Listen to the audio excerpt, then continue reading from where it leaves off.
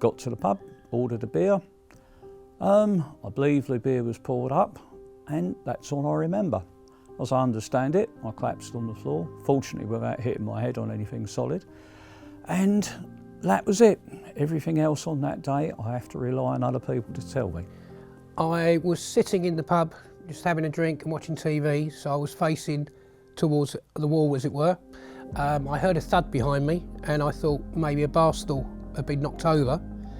And then the lady behind the bar shouted out my name. I looked round, and there was Barry laying on the floor on his back. The landlady came down and dialed 999, and they told her to put him on his back, and she started CPR with the phone on loudspeaker, so they were listening to what she was doing as she was counting.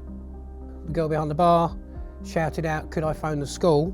And as soon as he answered the phone, I said defib, and within 3 minutes they were there with the defib in the pub. I first became aware when Mr. Rice, a colleague, ran into my office saying that our defib had been requested by a member of the public at our local pub.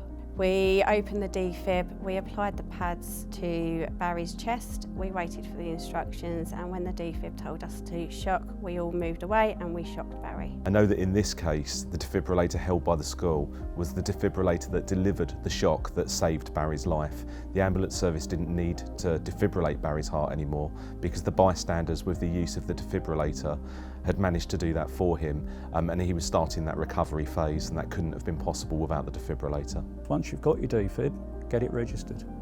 It's very important because unless it's registered, emergency services and anybody else will not be able to locate it. So yes, that's incredibly important. Please do register your defibrillator on the circuit today.